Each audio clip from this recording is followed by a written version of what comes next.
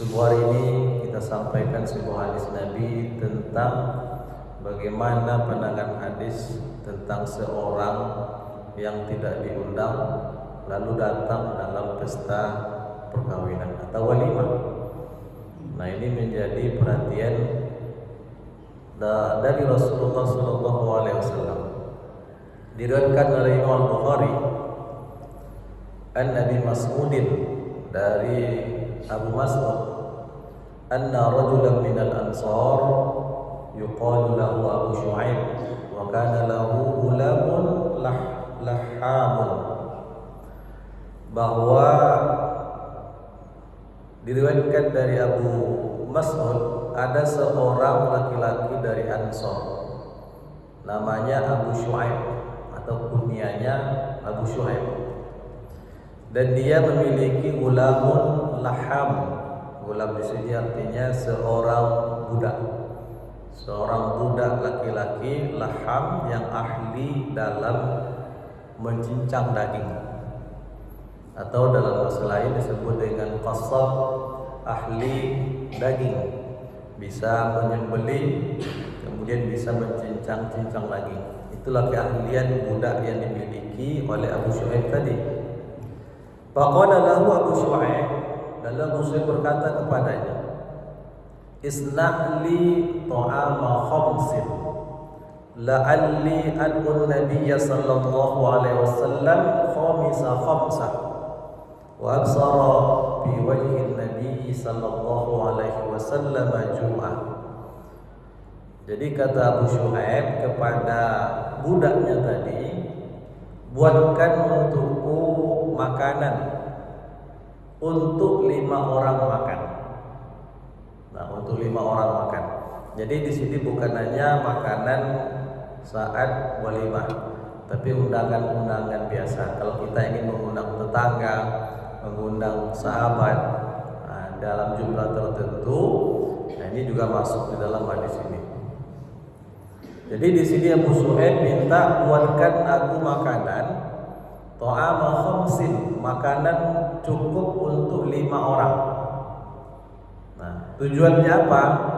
Agar aku bisa mengundang Nabi sallallahu alaihi wasallam khamisa khamsa, sebagai orang yang kelima untuk diundang. Jadi ceritanya bukan Abu Syu'aib menjadikan Nabi undangan yang kelima, bukan begitu. Tapi Abu Syu'aib sudah mengundang yang lain 4 orang. Lalu saat itu Abu Syu'aib melihat Rasulullah, melihat Nabi sallallahu alaihi wasallam, wa absara bi wajhi Nabi sallallahu alaihi wasallam jum'ah. Saat itu dia melihat pada wajah Nabi kelaparan, Nabi sedang lapar. Maka dia langsung menetapkan mengundang Nabi yang kelima. Tentu di luar pengetahuan Nabi. Nah, inilah cerdasnya seorang Abu Syu'aib. Melihat wajah saja sudah tahu ini orang lapar atau tidak. Nah, kalau kita kan sulit membedakan orang sedang lapar atau tidak. Nah, Abu Syu'aib itulah istilahnya punya kecerdasan emosional yang tinggi. Begitulah sebagai seorang rakyat biasa melihat kepada pemimpin, seorang sahabat melihat kepada Rasulullah, begitu perhatian yang merasakan ini Nabi sedang lapar. Maka dia minta kepada gulamnya tadi, siapkan makanan untuk 5 orang. Kalau tadi baru 4 orang, ketika melihat Nabi dalam keadaan lapar, tambah lagi, siapkan 1 lagi untuk 5 orang. Nah, lalu pada Abu Syu'aib mengundang Rasulullah. Nah, lalu faja'a rajulun lam yud'a, datanglah seorang laki-laki lam yud'a. Ada seorang laki-laki yang tidak diundang untuk ikut dalam menyantap makanan yang disiapkan oleh Abu Syu'aib tadi. Nah, ini tamu tadi diundang 1 orang laki-laki.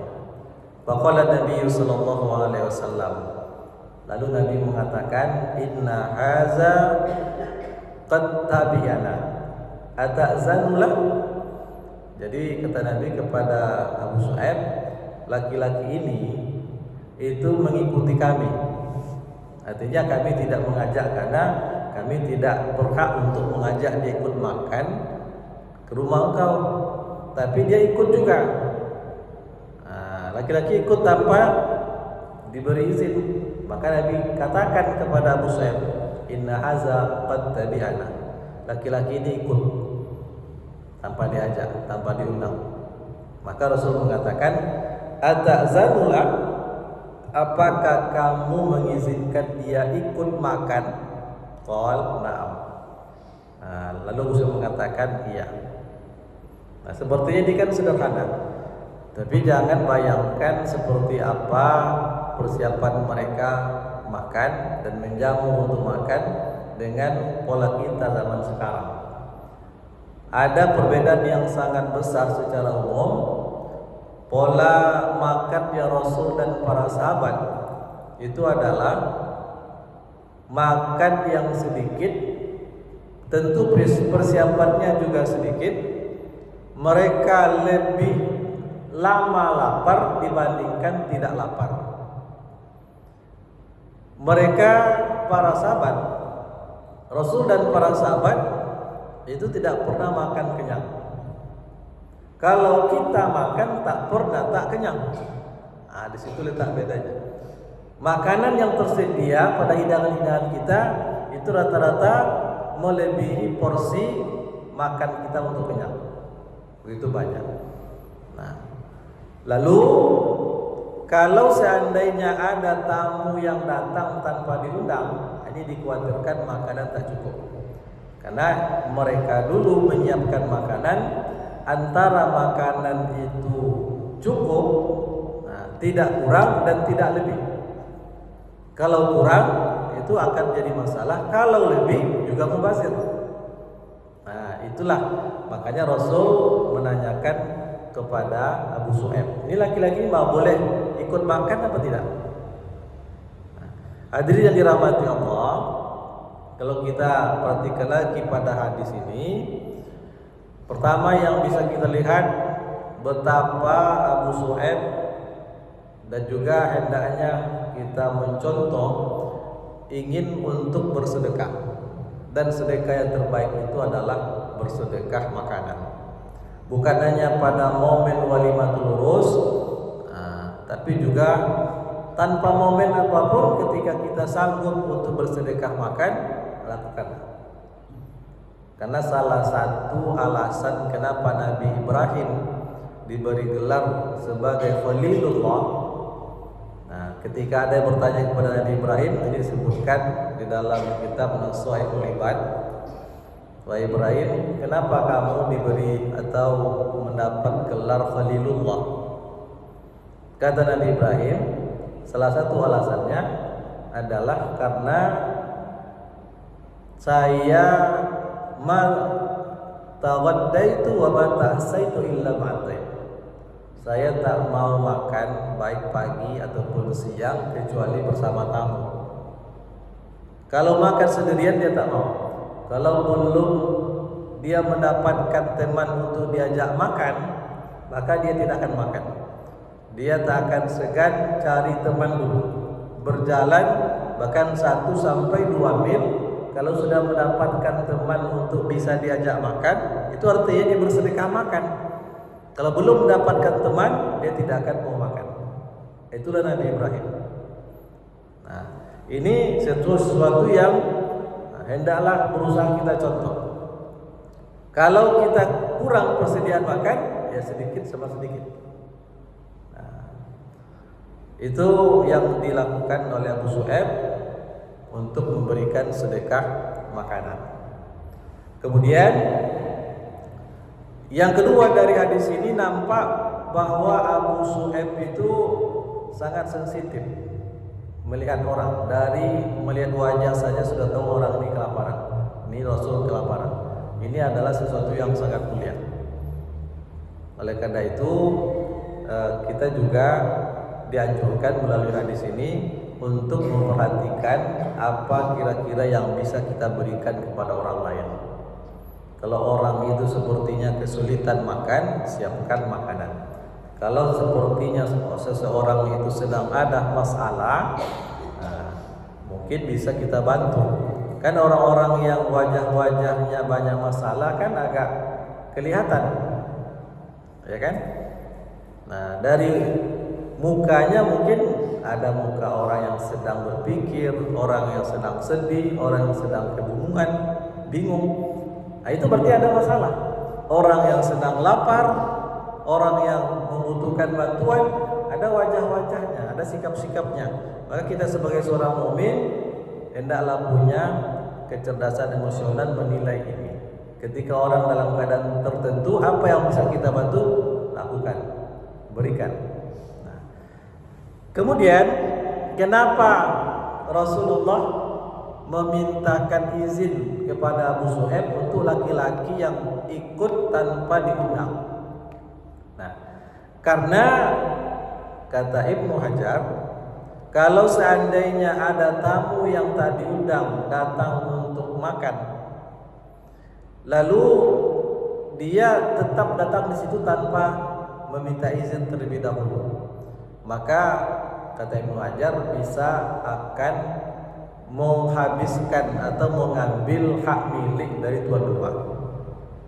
Apa sebab? Ketika tamu yang tidak diundang tadi ikut pula makan, tuan rumah berkewajiban untuk menjamu tamu, karena itu bagian daripada kesempurnaan iman. Maka yu'minu billahi wal yawmil akhir falyukrim dhaifah. Siapa yang beriman kepada Allah dan kepada hari akhir, hendaklah dia memuliakan tamunya. Sekarang ada tamu yang tak diundang, tentu porsi makanan tidak dipersiapkan untuk dia. Kalau dia juga ikut makan tanpa diundang, porsi sudah cukup, maka keluarga atau tuan rumah itu pasti akan memberikan jatah makan untuk dirinya, untuk keluarganya kepada sang tamu. Sehingga tuan rumah akan kekurangan makan. Mungkin sang ayah tidak bisa makan karena porsinya sudah cukup, atau anaknya tidak akan makan, atau istrinya, sehingga mereka berkorban. Ini yang tidak diinginkan oleh Rasulullah. Oleh karena itu Rasul secara terang-terangan mengatakan, inna haza, sesungguhnya laki-laki ini qad tabi'ana, dia ikut bersama kami. Tapi tidak disebut siapa laki-laki itu. Yang jelas dia laki-laki, tidak masuk dalam hitungan persiapan makan yang disiapkan oleh Abu Suhaib. Maka Rasul minta izin kepada Abu Suhaib. Nah, ini sebagian ulama mengatakan tamu yang tak diundang itu kalau dia datang wajib minta izin dulu kepada shahibul hajat, orang yang punya hajat. Kalau tidak diizinkan dengan sukarela harus kembali. Walaupun tuan rumah rasanya tak mungkin untuk menolak, tapi ini mesti dilakukan. Dalam konteks sekarang seringkali undangan walimah, undangan itu kan tidak secara detail kepada bapak si fulan bersama keluarga. Orang yang mengundang kadang tak tahu anaknya berapa, ya kan? Kadang anaknya ada 5 dibawa semua. Nah, oleh karena itu ini dianjurkan untuk transparan. Kalau saya ingin bawa anak saya ada 10, dia boleh tak semua datang, ya diundang cuman adinata dan keluarga umpamanya. Lalu anaknya banyak, maka alangkah baiknya anak saya banyak ini, mau dibawa semua, boleh tak? Kalau boleh silakan. Kalau tidak, ya tidak usah datang. Nah, itu etika yang diajarkan di dalam hadis ini. Hadirin yang dirahmati Allah, inilah makna singkat dari hadis yang diriwayatkan dari Abu Mas'ud oleh Imam Al-Bukhari dalam kitab Sahihnya. Mudah-mudahan dapat kita pahami. Nasrul minallahi wa fathun qarib wa basyiril mu'minin. Wassalamualaikum warahmatullahi wabarakatuh.